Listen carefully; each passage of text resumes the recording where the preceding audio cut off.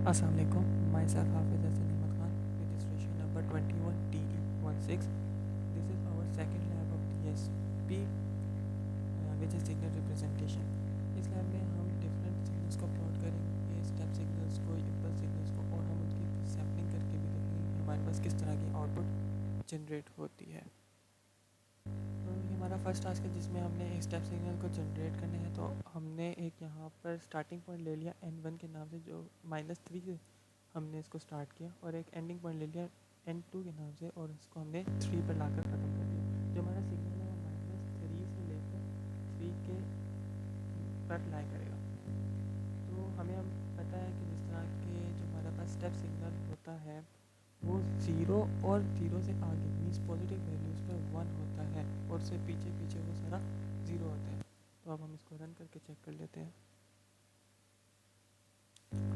तो इसके आउटपुट हमारे पास कुछ इस तरह से आएगी। तो हमारा जो नेक्स्ट टास्क है उसमें हमें क्या करना है कि हमने एक इम्पल्स सिग्नल को जनरेट करना है। तो हमने सबसे पहले n1 के में हमने -3 को स्टोर कर दिया और n2 में 3। इसका मतलब ये है कि हमारा जो सिग्नल होगा वो -3 से लेकर 3 तक का होगा, और जो हमारे पास इम्पल्स सिग्नल होता है वो सिर्फ 0 पर 1 होता है, उसका एम्पलीट्यूड 1 होता है। अदरवाइज़ वो -इन्फिनिटी से लेकर 1 तक और 1 से लेकर इन्फिनिटी तक 0 होता है। तो अब हम इसको चेक कर लेते हैं एक दफ़ा। So this is our desired.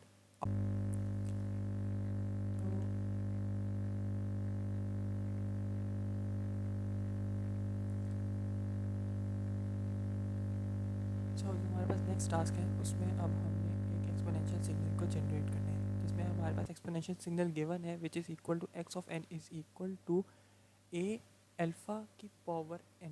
अब हमने n बता दिया, n हमारे पास यहाँ पे डिफाइन नहीं है, तो अब हमने n बता दिया। n हमारे पास -3 से लेकर 3 तक की वैल्यूज़ हैं, और a हमारे पास इसमें 3 है, और अल्फ़ा की वैल्यू हमारे पास 5 है।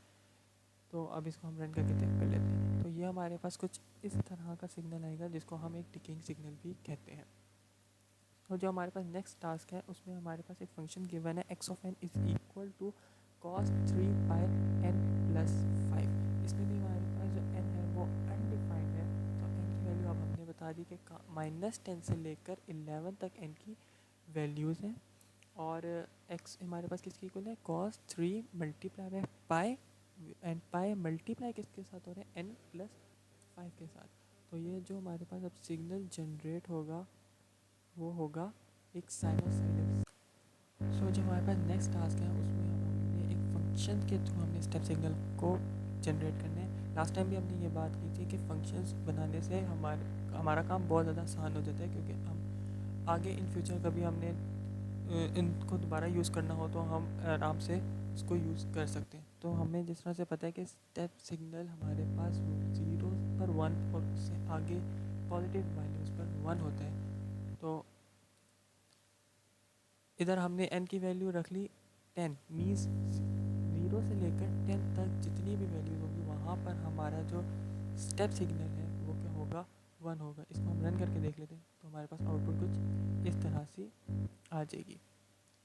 अगला जो हमारे पास टास्क है उसमें हमने क्या करना है, हमने एक सिग्नल लेना है, ओरिजिनल सिग्नल लेना है, जो मैंने एक साइनोसाइडल सिग्नल ले लिया जिसमें मेरे पास n की वैल्यूज़ हैं 0 से लेकर 5 तक, और फ्रीक्वेंसी उसमें मैंने 1 दे दी। अब जो मेरे पास एक ओरिजिनल सिग्नल हमने एक जनरेट कर दिया, अब जो हम है ना हमने इस ओरिजिनल सिग्नल को फ्लिप करना है। तो सिंपल हम यहाँ पे फ्लिप करना है, तो हमने सिर्फ यहाँ पर माइनस के साइन के साथ इसको चेंज कर देना है, और अगर मैंने उस सिग्नल को शिफ्ट करना है तो मैं उसके अंदर कोई भी यहाँ पे वैल्यू चेंज कर सकता हूँ। फॉर एग्जांपल यहाँ पे मैंने -2 कर दिया। तो अब हम इसको रन करके चेक कर लेते हैं एक दफ़ा कि हमारे पास सिग्नल्स किस तरह से। अब ये हमारे पास डिफरेंट सिग्नल्स आ रहे हैं। ये हमारे पास ओरिजिनल सिग्नल है जो कि स्टार्ट हो रहा है 0 से और एंड हो रहा है 5 पर, और इसका फ्लिप वर्जन अगर मैं देखूँ तो ये 0 ये इस तरफ राइट साइड पर आ गया, और आपका जो -5 और ये कहाँ जाके फ्लिप हुआ है -5 पर। और इसका अगर मैं शिफ्टेड वर्जन देखूँ तो मैंने स्टार्ट किया था 0 से और एंड किया था एंड किया था मैंने 5 पर, और मैंने इसके अंदर -2 का शिफ्ट दिया। तो अब हम देख सकते हैं कि हम स्टार्ट हम करते हैं ज़ीरो से, ज़ीरो माइनस टू, तो माइनस टू से मेरा ये सिग्नल स्टार्ट हो रहा है और एंड होना चाहिए, और एंड किधर हो रहा है 5 माइनस टू 3, और एंड किधर हो रहा है वो 3 पर।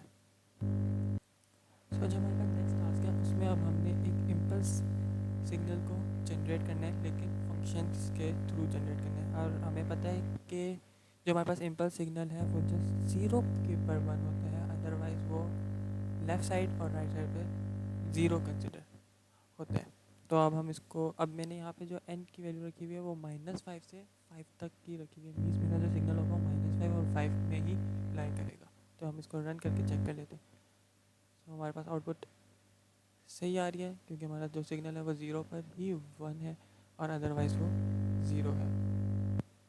तो जो हमारे पास नेक्स्ट टास्क है उसमें हमने एक सिग्नल लेकर उसकी हमने सैम्पलिंग करनी है। तो हमारे पास जो फर्स्ट सिग्नल है वो है हमारे पास साइनोसाइडल सिग्नल, और उसमें जो सैम्पलिंग रेट है वो हमने 100 की रखी हुई है, और हमने जो डिज़ायर्ड इसकी सैम्पलिंग करनी है वो 50 पर करनी है। तो हमने इसमें ओरिजिनल टाइम के जो स्टेप्स हैं वो 0 से स्टार्ट हो रहे हैं और 5 पर एंड हो रहे हैं, और जो डिज़ायर्ड हमारे पास टाइम स्टेप्स हैं वो भी 0 से स्टार्ट हो रहे हैं 5 पर, और जो हमने लास्ट में स्केल करना है उसका फार्मूला कुछ इस तरह का है। और हमने एट दी एंड हमने अपने सिग्नल को ओरिजिनल टाइम स्टैम्प प्लॉट किया, जो हमारे पास एक ओरिजिनल सिग्नल जो आपको साइड पे बिल्कुल शो भी हो रहा है, और सिग्नल कॉन्टीन्यूस एक्स एक्सेस पे हम वाई एक्सेस पे हमने सिग्नल कॉन्टीन्यूस सिग्नल रख लिया, और एक्स एक्सेस पे हमने एक ओरिजिनल अपना सिग्नल रख लिया, और लेबल्स दे दिए कि हमारे पास ये ओरिजिनल सिग्नल है, एक्स लेबल हमारे पास टाइम है और वाई हमारे पास एम्पलीट्यूड है। और इसी तरह हमने अपना जो स्केल्ड सिग्नल है उसको भी हमने प्लॉट कर लिया।